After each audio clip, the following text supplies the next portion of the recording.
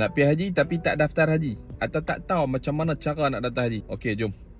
First thing first, pastikan dalam handphone nampak ada apps ni, tabung haji. Ataupun apa search je, TH Jari.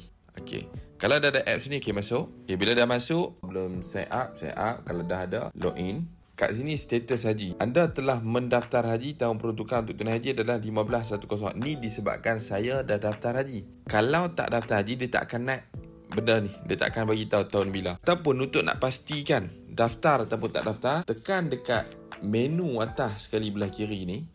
Pergi kat bahagian perkhidmatan haji. Tekan. Okey. Semak status pendaftaran haji. Yang nombor 2 tu. Tekan dekat situ. Kat sini kena masuk password. Nombor akaun TH. Masuk nombor akaun TH. Okey. Dekat sini saya nak tunjuk contoh. Sebelum tu, akaun dewasa, kemudian akaun kanak-kanak. Baiknya kita daftar terus untuk anak-anak kita. Mereka ada duit raya, duit-duit tabungan, orang bagi dan sebagainya. Kita masuk. Kumpulkan sampai cukup amount untuk daftar haji. Terus daftar haji. Dan kalau siapa ada rezeki lebih, masukkan terus 1,300, daftar terus haji dekat anak-anak kita semua sekali. Okey, ni nak tunjuk status akaun dewasa. Saya akan tunjuk dua, status saya dengan anak saya, supaya ada perbezaan. Bila tekan dekat akaun dewasa, okey, dia akan keluar butiran sebab saya dah daftar haji.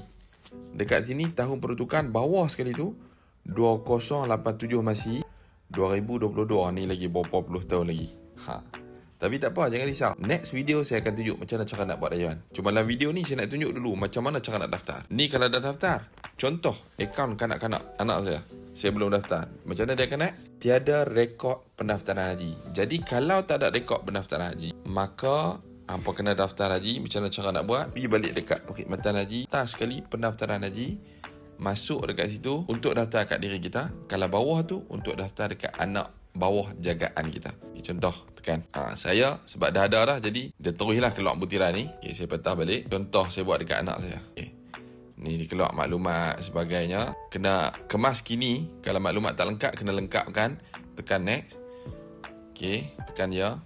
Nampak dia dah bagi tahu. Deposit tabung haji jumlah diperlukan minimum 1,300. Dan syarat dia tak pernah menunaikan haji lagi. Dulu sebelum 2017, kalau siapa dah pergi haji balik boleh daftar balik. Sekarang dah tak boleh dah, hanya sekali saja.